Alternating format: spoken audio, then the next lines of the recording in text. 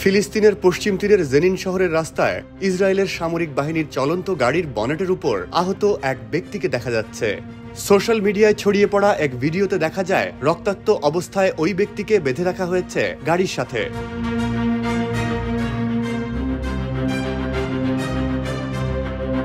Walton air conditioner exchange অফারে split এসিতে 23,000 টাকা পর্যন্ত নিশ্চিত ছাড়। ইসরায়েলের প্রতিরক্ষা বাহিনী আইডিএফ ভাইরাল হওয়া এই ভিডিওর বিষয়ে একটি বিবৃতি দিয়েছে। তারা বলছে, পশ্চিম তীরের জেনিন শহরে ইসরায়েলি সেনা অভিযান চলাকালে গুলি বিনিময়ের সময় ওই ফিলিস্তিনি আহত হন।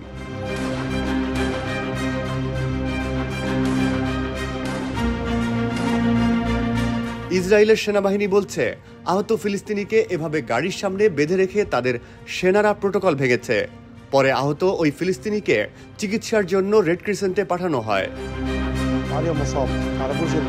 এ ঘটনার তদন্ত করা হবে বলেছে আইডিএফ।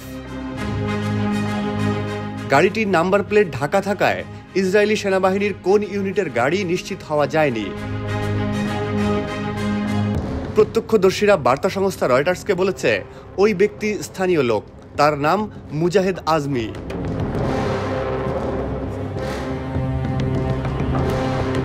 ফিলিস্তিনিদের মানবঢাল হিসেবে ব্যবহার করার ইসরায়েলি বাহিনীর অতীত রেকর্ড রয়েছে।